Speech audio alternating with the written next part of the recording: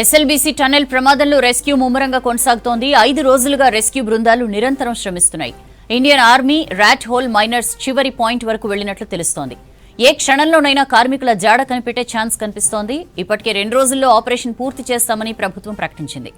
సహాయ చర్యలకు బురద, ఊట నీరు ఇబ్బంది పెట్టినా అన్ని ప్రత్యామ్నాయాలను వినియోగిస్తూ ముందుకెళ్తున్నాయి రెస్క్యూ టీమ్స్. డీటెయిల్స్ తెలుసుకుందాం. బాలకృష్ణ మనతో ఫోన్ లైన్ లో జాయిన్ అవుతున్నారు. బాలకృష్ణ, రెస్క్యూ ఆపరేషన్ ఎలా జరుగుతోంది? ఎంత క్లోజ్ గా వెళ్లే టీమ్స్ ఇప్పటిదాకా? సౌజన్య, ఇంతవరకు జరిగినటువంటి రెస్క్యూ ఆపరేషన్ లో ఇవాళ జరిగిన ఆపరేషన్ చాలా డీప్ గా వెళ్ళిందని చెప్పవచ్చు. ఇప్పటి వరకు లాస్ట్ పాయింట్ కి తెచ్చుకున్న ఫస్ట్ టీమే ఇదే అని చెప్పవచ్చు. దీనికి సంబంధించినటువంటి టీమ్స్, జాయిన్ అయిన టీమ్స్ ఇవాళ మధ్యాహ్నం 12:30కు ఏదైతే ఇన్లెట్ ఏదైతే ఉందో ఎస్ఎల్బీసీ సంబంధించినటువంటి స్టార్టింగ్ పాయింట్, అక్కడ నుంచి 12:30కి లోకో బయలుదేరింది. లోకో బయలుదేరిన తర్వాత కరెక్ట్ గా 11.5 నుంచి వాటర్ ఉంటుంది. 11.5 km దాటిన తర్వాత 13.5 కిలోమీటర్ అంటే 13.5 కిలోమీటర్స్ దగ్గర నుంచి చాలా వెరీ వెరీ డేంజరస్ జోన్ అని చెప్పవచ్చు. నిన్న మొన్నటి దాకా జరిగిన ఆపరేషన్స్, దాదాపు 5 రోజుల పాటు జరిగిన ఆపరేషన్స్ లో 13.5 కిలోమీటర్స్ వరకు చేరుకోగలిగింది. కానీ మనము లోపలికి ఆక్సిజన్ వెళ్ళాలంటే ఫస్ట్ ఏదైతే ఇప్పుడు ఎక్స్కవేషన్ స్టార్ట్ చేసిన సందర్భంలో టీబీఎం మిషన్ కన్నా కొంచెం అడ్వాన్స్ గా, అంటే టీబీఎం మిషన్ ఆపరేట్ చేయాలంటే ఆక్సిజన్ అవన్నీ ఎక్విప్మెంట్ అంతా కావాలి కాబట్టి, సో ఆ ఎక్విప్మెంట్ పెట్టడానికి ఏర్పాటు చేసినటువంటి మిషనరీ అంతా కూడా మనకు 14th కిలోమీటర్ లో కనిపిస్తుంది. ఎగ్జాక్ట్ గా కొల్లాప్స్ అయిన సిచ్యువేషన్ ని, లొకేషన్ ని ఇప్పుడు ఇండియన్ ఆర్మీ ఏదైతే మనకు 7th ఇంజనీర్ సంబంధించినటువంటి పిచాన్ రెజిమెంట్ టీమ్ ఇవాళ ఫైండ్ అవుట్ చేసిందని చెప్పవచ్చు. మనం చూస్తున్నట్టు విజువల్స్ కూడా చాలా ఎక్స్క్లూజివ్ విజువల్స్ ఇవి. సాహసోపేతమైనటువంటి రెస్క్యూ ఆపరేషన్స్ అయితే ఇవాళ జరుగుతున్నాయని చెప్పవచ్చు. ఇవాళ ఇంతకు ముందు ఇరిగేషన్ మంత్రి ఉత్తమ్ కుమార్ రెడ్డి చెప్పిన రివ్యూ మీటింగ్ లో చెప్పిన అంశాలను బట్టి చూస్తుంటే మాత్రం 2-3 రోజుల్లో ఈ అంశం కొలిక్కి వచ్చే అవకాశం కనిపిస్తుంది. ఎందుకంటే చాలా సీరియస్ గా rescue operations, rescue teams involve అవుతున్నాయి. మనకు కనిపిస్తున్న విజువల్స్ లో కూడా మనకు ఏదైతే ఇన్లెట్ ఎస్ఎల్బీసీ సొరంగ మార్గం మనం మొత్తం బయట నుంచి డయా చూస్తే మాత్రం దాదాపు 10 మీటర్స్ వరకు ఉంటుంది. కానీ ఇప్పుడు మనిషి ఆ డయా దాటుకొని చిన్న 1 feet డిస్టెన్స్ లోనే మనకు డయా కనిపిస్తుంది. అంటే లాస్ట్ పాయింట్ ఎంత వరకు ఉందో మనకు క్లియర్ గా అర్థమవుతుంది. కొలాప్స్ అయిన సిచ్యువేషన్ కూడా చాలా క్లియర్ గా అర్థమవుతుంది. సో అక్కడి నుంచి మనకి ఎక్కడైతే 1 point డిస్టెన్స్ నుంచి మనుషులు ఇండియన్ ఆర్మీ అట్లాగే రెస్క్యూ టీమ్స్ చేరుకున్నాయో అక్కడి నుంచి ఎగ్జాక్ట్ గా అదే ప్రాంతంలోనే టీబీఎం కొలాప్స్ అయినట్టుగా గుర్తిస్తున్నారు. మామూలుగానైతే టీబీఎం లెంత్ దాదాపు 150 మీటర్ల డిస్టెన్స్ ఉంటుంది. కానీ ఇప్పటి వరకు టీబీఎం ఆనవాళ్లు లేవంటే మనకు ఇంకా ఎంత పొడవు, ఎంత మేరలో ఈ కొలాప్స్ జరిగిందనో అనే విషయం మాత్రం ఒక సుచాయిగా అర్థమవుతుంది. ఇవాళ ఢిల్లీ నుంచి వచ్చినటువంటి ఒక విఐపి ఆఫీసర్, ఎక్స్పర్ట్, ఏజీడీ ర్యాంక్ అధికారి, అట్లాగే ఎక్స్పర్ట్స్, ఇంజనీర్స్ అంతా కూడా ఈ 7th రెజిమెంట్ సంబంధించినటువంటి ఆర్మీ టీము, ఎన్డీఆర్ఎఫ్ టీమ్ తో కలిసి వెళ్ళినప్పుడు వచ్చినటువంటి దృశ్యాలు ఇవి. సో ఈ 13.5 నుంచి 14 కిలోమీటర్స్ వరకు ఏదైతే కొలాప్స్ అయినా జరిగిన ఏరియా ఉందో అక్కడ మనకు శిథిలాలు కనిపిస్తున్నాయి. ముఖ్యంగా ఐరన్ స్పేర్ పార్ట్స్, అట్లాగే ఆక్సిజన్ మిషన్ ఏదైతే లోపల పనిచేస్తున్నట్టు వాళ్ళకు అందించాల్సినట్టు ఆక్సిజన్ మెటీరియల్, అట్లాగే అన్ని చెల్లాచెదరుగా పడినటువంటి దృశ్యాలు కనిపిస్తున్నాయి. కానీ మొత్తానికి డయా ఏదైతే 9 మీటర్స్ రౌండ్ డయా ఉంటుందో ఆ డయా కేవలం 1 feet మాత్రమే కనిపిస్తుందంటే ఎంత మేరలో బురద, రాళ్లు, అట్లాగే నీరున్నాయో క్లియర్ గా అర్థమవుతుంది. రెస్క్యూ చేసి మరి అది దాటుకుంటూ ఇండియన్ ఆర్మీ లోపలికి వెళ్లే ప్రయత్నం చేసిన సందర్భంలో ఇద్దరు ఆర్మీ సిబ్బంది కూడా మోకాల వరకు చిక్కుకోవడంతో వెనుక ఉన్నటువంటి ఆర్మీ అప్పటికప్పుడు అప్రమత్తమై వాళ్ళను వెనక్కి లాగడం జరిగింది. సో చాలా సాహసోపేతమైనటువంటి రెస్క్యూ ఆపరేషన్ అయితే జరుగుతూ వస్తుంది. ఇప్పటి వరకు ఐడెంటిఫై చేసింది, ఎక్స్ప్లోర్ చేసింది ఇవాళ ఒక హిస్టారికల్ సంబంధించినటువంటి ఇన్ఫర్మేషన్ అనుకోవచ్చు, ఒక ఎక్స్క్లూజివ్ ఇన్ఫర్మేషన్ అని అనుకోవచ్చు. సో ఇది దాటే గానీ ఏదైతే కొలాప్స్ అయినటువంటి స్టేజ్ ఉందో దాన్ని ఐడెంటిఫై చేసే అవకాశం ఉంటుంది. ఇంకా ఈ చిక్కుకున్న వాళ్ళ జాడ మాత్రం ఖచ్చితంగా టీబీఎం లో ఉన్నారనేది క్లియర్ గా అర్థమవుతుంది. కాబట్టి టీబీఎం ఆచూకీ ఇప్పటి వరకు కనపడలేదు. సో ఇప్పుడు ఉన్నటువంటి ఏదైతే లొకేషన్ ఉందో అక్కడ నుంచి ఎగ్జాక్ట్ గా ఈ లొకేషన్ నుంచే టీబీఎం ఉండొచ్చు అని చెప్తున్నారు. కొలాప్స్ అయ్యి లోపలికి వెళ్ళడానికి ఆస్కారం లేదు కాబట్టి ఇప్పుడు మట్టి ఏదైతే 11.5 కిలోమీటర్స్ నుంచి కనిపిస్తుందో ఆ వాటర్ డీవాటరింగ్ చేస్తున్నారు కాబట్టి వాటర్ ఇంకా ఫ్లో కంటిన్యూ అవుతుంది. బురద ఉంది, రాళ్ళు ఉన్నాయి, అట్లాగే ఐరన్ ఏవైతే ముడి విభాగాలు మొత్తం స్పేస్ అంతా చెల్లాచెదరుగా పడ్డాయి కాబట్టి అవన్నీ క్లియర్ చేస్తూనే రాట్ హోల్ మైనర్స్ కానీ, అట్లాగే ఎన్డీఆర్ఎఫ్ కానీ, ఎస్డీఆర్ఎఫ్, రెస్క్యూ టీమ్స్, సింగరేణికి సంబంధించిన టీమ్స్, ఇండియన్ ఆర్మీ వీళ్ళంతా చేస్తున్నటువంటి సాహసోపేతమైనటువంటి ఏవైతే రిజల్ట్స్ కనిపిస్తున్నాయో ఇవంతా పూడిక తీస్తే గానీ, బురద అంతా తొలగిస్తే గానీ ఇంకా లోపలికి వెళ్ళి ఆ టీబీఎం ని లోపలికి వెళ్తే గానీ తెలిసే పరిస్థితి లేదు. సో ఇదంతా ఫస్ట్ రూట్ క్లియర్ కావాలి. ఏదైతే 13.5 నుంచి 14 కిలోమీటర్స్ ఏదైతే రెస్క్యూ వెరీ డేంజరస్ జోన్ ఉందో ఆ జోన్ ని దాటుకొని ఇవాళ ఒక డేర్ స్టెప్, అత్యంత సాహసోపేతమైనటువంటి స్టెప్ అయితే ఇండియన్ ఆర్మీ చేసిందని చెప్పవచ్చు. 7th రెజిమెంట్ సంబంధించిన టీము, దాంతో పాటు ఎన్డీఆర్ఎఫ్ టీం కూడా ఇన్వాల్వ్ చేస్తున్నారు. సో ఇదంతా క్లియర్ కావాల్సిన పరిస్థితి ఉంది. చాలా అడ్వాన్స్ స్టెప్ వేశారు, ధైర్యంగా ముందుకెళ్తున్నారు. కానీ ఇది ఏమాత్రం కదిలిచ్చినా కూడా Indian geological survey of India చెప్పిన దాని ప్రకారం కూడా ఇది ఏమాత్రం కదిలిచ్చినా కూడా పైన రూఫ్ కొలాప్స్ అయ్యే అవకాశం ఉంటుందని చెప్తున్నారు. కానీ అట్లాంటి జాగ్రత్తలు తీసుకుంటూ ఆ రూఫ్ కొలాప్స్ కాకుండా జాగ్రత్తలు తీసుకుంటూనే వాళ్ళు ముందుకెళ్లే ప్రయత్నం చేస్తున్నారు. ఇదంతా క్లియర్ అయితే ముందుకెళ్లే అవకాశం ఉంటుంది. Sowjanya. Right Balakrishna, thank you. SLBC tunnel దగ్గర రెస్క్యూ ఆపరేషన్ ముమ్మరంగా కొనసాగుతోంది. 8 మంది కార్మికులను రక్షించేందుకు 5 రోజులుగా సహాయ చర్యలు కంటిన్యూ అవుతున్నాయి. సమగ్ర ప్రణాళికతో ముందుకెళ్తున్నామన్న మంత్రులు ఉత్తమ్, కోమటిరెడ్డి వెంకటరెడ్డి రెస్క్యూ ఆపరేషన్ 2 రోజుల్లో పూర్తి చేస్తామన్నారు. ఢిల్లీ నుంచి వచ్చిన rat hole miners team TMB ఉన్న 200 మీటర్ల దగ్గరికి వెళ్లినట్లు చెప్పారు.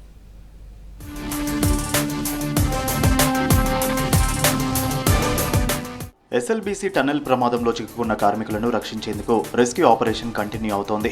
5 రోజులుగా army, navy, NDRF, SDRF, Singareni టీంలతో పాటు రాట్ హోల్ మైనర్స్ బృందాలు సహాయక చర్యలను ముమ్మరంగా కొనసాగిస్తున్నాయి.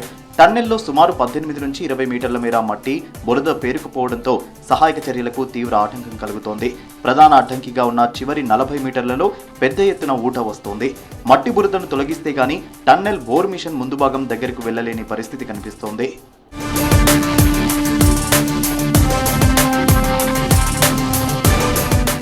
టన్నెల్ ఘటనాస్థలి దగ్గరే ఉండి రెస్క్యూ ఆపరేషన్ పర్యవేక్షిస్తున్నారు రాష్ట్ర మంత్రులు ఉత్తమ్ కుమార్, కోమటిరెడ్డి వెంకటరెడ్డి. 8 మందిని రెస్క్యూ చేయడంపై ఎప్పటికప్పుడు రివ్యూ చేస్తున్నారు. సొరంగ పనులలో అనుభవం ఉన్న ఎక్స్పర్ట్ తో భేటీ అయ్యారు. టీబీఎం వరకు చేరే మార్గాలను సహాయక బృందాలు పర్యవేక్షిస్తున్నట్లు మంత్రులకు అధికారులు వివరించారు. రెస్క్యూకు ఆటంకంగా ఉన్న బురద నీటిని తొలగించేందుకు చర్యలు తీసుకుంటున్నట్లు తెలిపారు. మంత్రుల రివ్యూ మీటింగ్ లో ఎమ్మెల్యే అనిరుద్ రెడ్డి, ఉన్నతాధికారులు, ఆర్మీ, ఎన్డీఆర్ఎఫ్ అధికారులు పాల్గొన్నారు.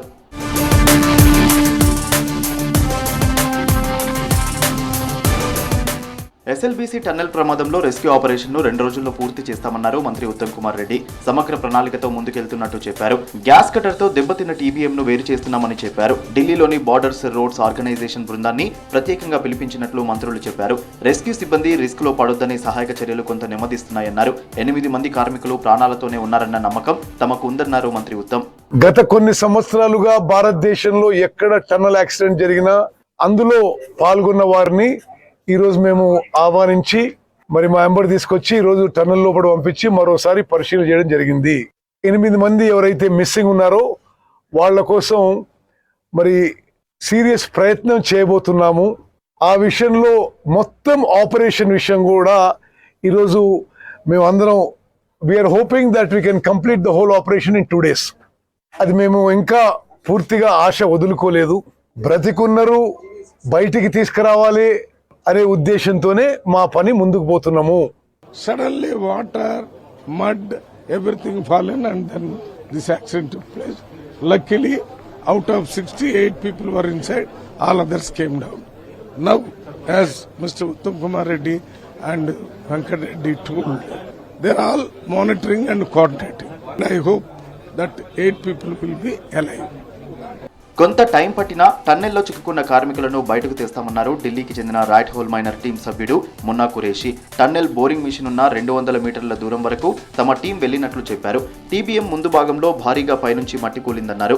యాక్సిడెంట్ స్థలంలో ఇంకా పైనుంచి ఊట పడుతోందని చెప్పారు. టన్నెల్లో నీటి ధారను ఎవరూ ఆపలేరన్న రాట్ హోల్ మైనర్ లోపల బురద మట్టిని తొలగించేందుకు చర్యలు చేపడతామన్నారు.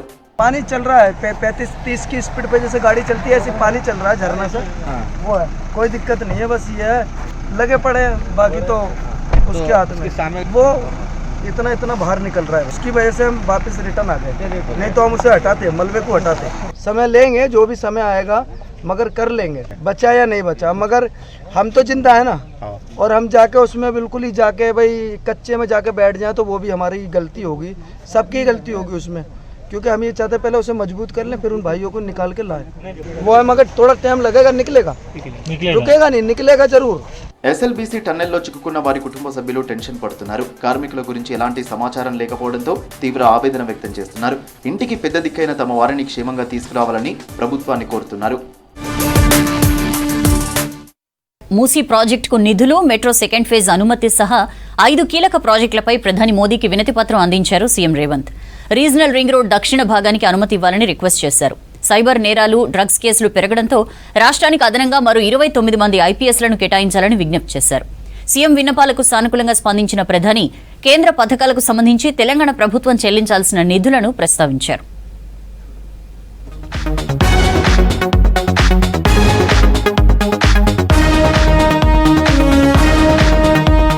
ఢిల్లీలో బిజీగా గడిపిన ముఖ్యమంత్రి రేవంత్ రెడ్డి మధ్యాహ్నం ప్రధాని నరేంద్ర మోదీతో భేటీ అయ్యారు. ఈ సందర్భంగా రాష్ట్రానికి సంబంధించిన పెండింగ్ ప్రాజెక్టులు, నిధులపై మోదీతో చర్చించారు. మెట్రో రైల్ ఫేజ్ 2కు అనుమతులు ఇవ్వాలని ప్రధానికి సీఎం రేవంత్ విజ్ఞప్తి చేశారు. గత ప్రభుత్వం 10 ఏళ్లుగా హైదరాబాద్ నగరంలో మెట్రో విస్తరణపై దృష్టి సారించలేదని ప్రధానమంత్రి దృష్టికి తీసుకెళ్లారు. హైదరాబాద్ నగరంలో ఫేజ్ 2 కింద 24,269 కోట్ల అంచనా వ్యయంతో 76.4 కిలోమీటర్ల పొడవైన 5 కారిడార్లను ప్రతిపాదించామని ప్రధానికి ముఖ్యమంత్రి వివరించారు. ఈ ప్రాజెక్టుకు వెంటనే అనుమతులు ఇవ్వాలని అభ్యర్థించారు.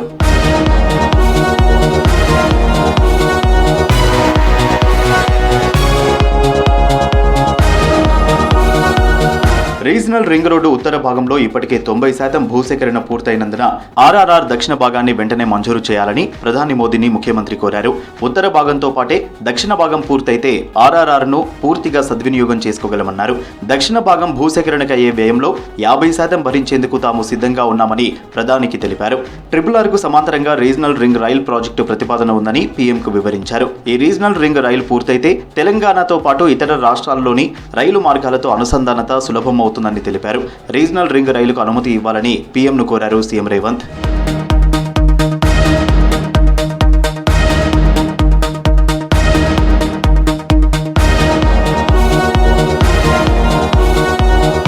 తెలంగాణ సంస్కృతి, ఆధ్యాత్మికత మూసీ నదితో ముడిపడి ఉందని, రాజధాని హైదరాబాద్ నగరం మధ్యగా మూసీ ప్రవహిస్తోందని, అంత ప్రాధాన్యమున్న మూసీ పునరుజ్జీవానికి సహకరించాలని ప్రధానమంత్రి మోదీకి విజ్ఞప్తి చేశారు సీఎం రేవంత్. ఈసా, మూసా నదుల సంగమంలో ఉన్న బాపుఘాట్ అభివృద్ధి, మూసీ ప్రక్షాళనకు 27 STPల నిర్మాణం, మూసీ రిటైనింగ్ వాల్స్, కరకట్టల నిర్మాణం, మూసీ గోదావరి నదుల అనుసంధానంతో కలిపి మొత్తంగా ప్రాజెక్టుకు 20,000 కోట్లు ఆర్థిక సహాయం అందజేయాలని ప్రధానమంత్రిని కోరారు.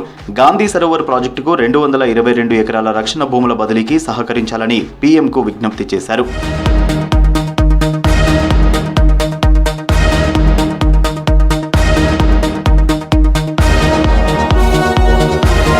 రాష్ట్ర విభజన తర్వాత తెలంగాణకు 61 IPS క్యాడర్ పోస్టులు వచ్చాయని, 2015లో రివ్యూ తర్వాత మరో 15 పోస్టులు అదనంగా వచ్చాయని ప్రధానమంత్రికి తెలిపారు సీఎం రేవంత్ రెడ్డి.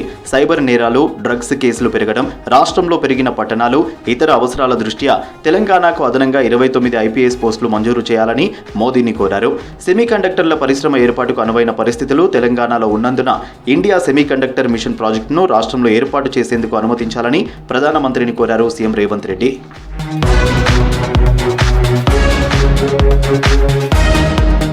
రాష్ట్రంలో వివిధ పెండింగ్ అంశాలపై సీఎం రేవంత్ రెడ్డికి ఓ నివేదిక ఇచ్చారు ప్రధాని మోదీ. 2017 నుంచి 2022 వరకు రాష్ట్రంలో పెండింగ్లో ఉన్న అంశాలపై దృష్టి పెట్టాలని సూచించారు.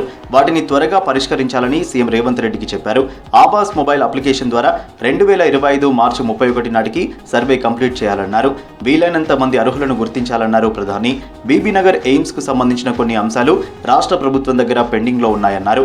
విద్యుత్ కనెక్షన్, వాటర్ సప్లై కోసం 1365 కోట్ల నిధుల ఫైల్స్ క్లియర్ చేయాలన్నారు. మనోహరాబాద్, కొత్తపల్లి కొత్త రైల్వే లైన్, కాజీపేట్, విజయవాడ 3వ లైన్ విద్యుదీకరణకు సంబంధించి నిధులు పెండింగ్ లో ఉన్నాయన్నారు మోదీ. ప్రధాని మోదీ సూచించిన పెండింగ్ ప్రాజెక్టులపై అధికారులతో సమీక్ష నిర్వహిస్తామన్నారు సీఎం రేవంత్ రెడ్డి. మెట్రో విస్తరణ అంశం కేంద్ర కేబినెట్ ముందుకు రాకుండా కిషన్ రెడ్డి అడ్డుపడుతున్నారని ఆరోపించారు సీఎం రేవంత్ రెడ్డి.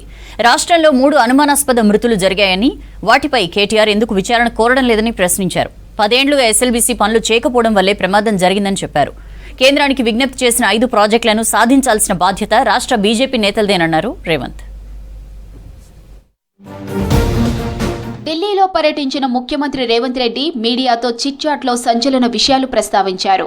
రాష్ట్రంలో 3 అనుమానాస్పద మరణాలు జరిగాయన్నారు రేవంత్. కాళేశ్వరం అవినీతి వ్యవహారంపై కేసులు వేసిన రాజలింగమూర్తి, ఆ కేసులు వాదిస్తున్న న్యాయవాది సంజీవ్ రెడ్డి మరణాలు అనుమానాస్పదంగా ఉన్నాయన్నారు. కేటీఆర్ వ్యాపార భాగస్వామి రాడిసన్ బ్లూ డ్రగ్స్ కేసులో A4గా కీలక నిందితుడిగా ఉన్న కేదార్ దుబాయ్లో మృతి చెందాడన్నారు. ఇది కూడా అనుమానాస్పదంగానే ఉందన్న సీఎం దుబాయ్లో ఉన్న ఆ మాజీ BRS ఎమ్మెల్యే ఎవరని అడిగారు. ఈ వ్యవహారంలో కేటీఆర్ ఎందుకు స్పందించలేదని ప్రశ్నించారు. త్వరలోనే డ్రగ్స్ కేసు విచారణకు రాబోతుందన్నారు సీఎం. కమిషన్లు రావనే ఎస్ఎల్బీసీ పనులు కేసీఆర్ పక్కన పెట్టారన్నారు రేవంత్ రెడ్డి. ఆ ప్రాజెక్టు పూర్తయితే కాంగ్రెస్ పార్టీకి పేరు వస్తుందనే మొత్తం ప్రాజెక్టునే మూసేయాలని అనుకున్నారు. గత 10 ఏళ్లలో ఒక్కరోజు కూడా ఎస్ఎల్బీసీ పనులు చేపట్టలేదన్నారు ముఖ్యమంత్రి. గత 10 ఏళ్లలో ఏ పనులు చేయకపోవడంతో టన్నెల్ కుంగిందన్నారు ముఖ్యమంత్రి. కేంద్ర మంత్రి కిషన్ రెడ్డిపై ముఖ్యమంత్రి రేవంత్ రెడ్డి ఆసక్తికర కామెంట్స్ చేశారు. కేసీఆర్ కు కిషన్ రెడ్డి పార్ట్నర్ అని ఆరోపించారు. కేసీఆర్ కోసమే కిషన్ రెడ్డి పనిచేస్తున్నారన్నారు. మెట్రో విస్తరణలో తనకు పేరు వస్తుందనే ప్రాజెక్టును అడ్డుకుంటున్నారన్నారు.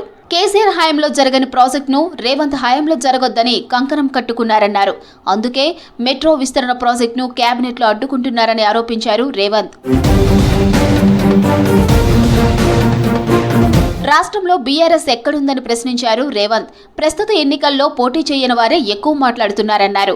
అధ్యక్షుడు ఎవరైనా బీజేపీతో తమకు పోటీ ఉంటుందని చెప్పారు. విదేశాలలో ఉన్న నిందితులను దేశానికి తీసుకురావాల్సిన బాధ్యత కేంద్ర హోంశాఖపై లేదా అన్నారు రేవంత్. ప్రధానికి ఇచ్చిన 5 విజ్ఞప్తులను సాధించుకొని తీసుకురావాల్సిన బాధ్యత కిషన్ రెడ్డి, బండి సంజయ్లదేనన్నారు Revanth. Phone tapping case high court monitoring చేస్తుందన్నారు రేవంత్. సిబిఐ కేసులు అడ్డం పెట్టుకుని బీఆర్ఎస్ ను విలీనం చేసుకోవాలనే ఆలోచనలో బీజేపీ ఉందని ఆరోపించారు. ఫార్ములా ఈ రేసు, గొర్రెల పంపిణీ కేసులో ఈడీ ఎందుకు చర్యలు తీసుకోవట్లేదని ప్రశ్నించారు సీఎం. ప్రస్తుతం రాష్ట్ర ఆదాయం నెలకు 18,500 కోట్లు మాత్రమే ఉందన్నారు రేవంత్. జీతాలకు 6,500 కోట్లు, వడ్డీలకు మరో 6,800 కోట్లు కడుతున్నామన్నారు. ఆదాయం 22,000 కోట్లకు పెంచేందుకు ప్రయత్నిస్తున్నామని చెప్పారు. 30,000 కోట్ల ఆదాయం వస్తే అన్ని వ్యవస్థలు సవ్యంగా నడుస్తాయన్నారు రేవంత్. రాష్ట్రంలో 12 నుంచి 17% వరకు జీఎస్టీ వసూలు పెరిగాయని చెప్పారు. రాష్ట్రంలో అక్రమ ఇసుక రవాణా లేదన్నారు రేవంత్. 24 గంటల్లో ఇసుక బుక్ చేసుకునే వెసులుబాటు ఇచ్చామని చెప్పారు. రోజుకు 3 కోట్ల దాకా ఇసుక నుంచి ప్రభుత్వానికి ఆదాయం వస్తుందన్నారు. హైదరాబాద్కు వచ్చే ఇసుక లారీలపై హైడ్రా అధికారులు నిత్యం పర్యవేక్షణ చేస్తున్నారని తెలిపారు సీఎం. ప్రధాని మోదీ పాలనలో దేశంలో భారీగా అవినీతి పెరిగిందని ఆరోపించింది కాంగ్రెస్. ఎన్డీఏ అవినీతికి ముంబై కోస్టల్ దుస్థితి ఓ ఉదాహరణ అని విమర్శించింది. ఏడాది పూర్తి కాకుండానే రోడ్డంతా గుంతలుగా మారిందంటూ ఫైర్ అయింది. బీహార్లో బీజేపీ, జేడీయూ మధ్య ఆధిపత్య పోరు నడుస్తోందన్నారు కాంగ్రెస్ నేతలు. మంత్రివర్గ విస్తరణ కేవలం ప్రజల దృష్టిని మళ్లించే చర్య అన్నారు కూటమి నేతలు.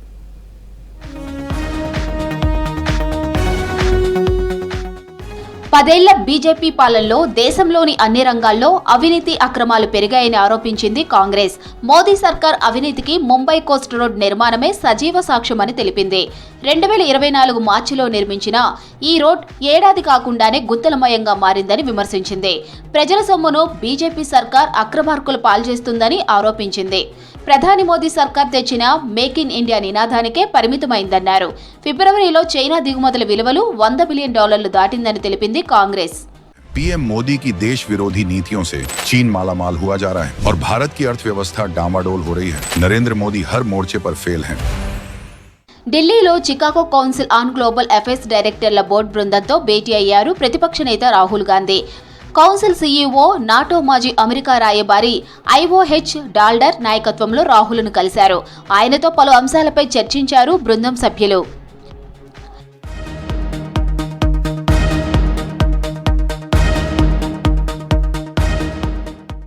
బీహార్లో బీజేపీ, జేడీయూ మధ్య ఆధిపత్య పోరు నడుస్తుందన్నారు కాంగ్రెస్ నేత సుప్రియా శ్రీనాటే. మంత్రివర్గ విస్తరణ కేవలం ప్రజల దృష్టిని మళ్లించే చర్య అన్నారు. ఎన్డీఏ సర్కార్ పాలనపై ఓబీసీ, దళిత గిరిజనులు అసంతృప్తితో ఉన్నారన్నారు సుప్రియా శ్రీనాటే. ये जो शिगुफा है ना एक्सपेंशन का, ये शिगुफा है. बिहार में एक सर्वे हुआ, जातिगत सर्वे हुआ, उसने कुछ बहुत कटु सत्य इस देश के सामने रखे. उनको कोई फर्क पड़ रहा है इस एक्सपेंशन से? जिस जातिगत सर्वे पर आपको नीति निर्माण करना चाहिए था, उसको फर्क पड़ रहा है. ये सब ध्यान भटकाऊ एक आंदोलन बीजेपी और उनके घटक दल चलाते हैं. కాంగ్రెస్ పార్టీకి రాజీనామా చేస్తాననే ప్రచారాన్ని ఖండించారు ఆ party MP Shashi Tharoor. Party కోసం, ప్రజల కోసం కష్టపడి పనిచేయడానికి ఎప్పటికీ సిద్ధమన్నారు. కాంగ్రెస్ పార్టీలోని కొందరు తనను వ్యతిరేకిస్తున్నట్లు చెప్పారు. ఎన్ని విమర్శలు ఎదురైనా కాంగ్రెస్ కు విధేయుడుగానే ఉంటానన్నారు. అవసరమైతే కాంగ్రెస్ పార్టీలో పెద్ద పాత్ర పోషించడానికి సిద్ధమన్నారు. అంతేకాని పార్టీ మారే ఆలోచన లేదన్నారు Shashi Tharoor. to respond, but I have not said anything that's particularly. It's a podcast. It's a 45-minute conversation about life and the pursuit of happiness. There's nothing there very much about any political controversy. There's a meeting the party has called on Friday. I'll be there with everyone else. Let's see. బెంగళూరులో నీటి సమస్యలు లేకుండా అన్ని చర్యలు తీసుకుంటున్నట్లు చెప్పారు Karnataka deputy CM DK Shivakumar. రాబోయే ఎండాకాలాన్ని దృష్టిలో పెట్టుకుని ఆర్ఓ ప్లాంట్లను Bengaluru water supply and sewerage బోర్డుకు అప్పగించినట్లు తెలిపారు. ఆర్ఓ ప్లాంట్లలోని సమస్యలను ఎప్పటికప్పుడు పరిష్కరిస్తున్నట్లు చెప్పారు DK.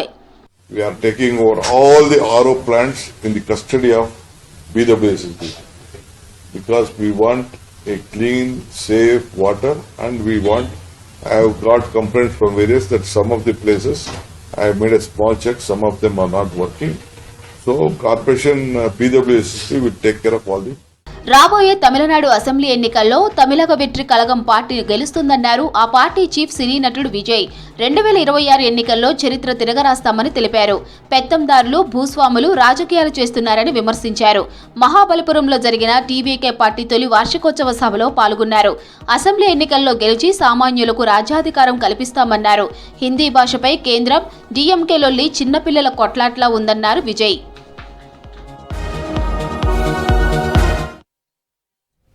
That's all for now.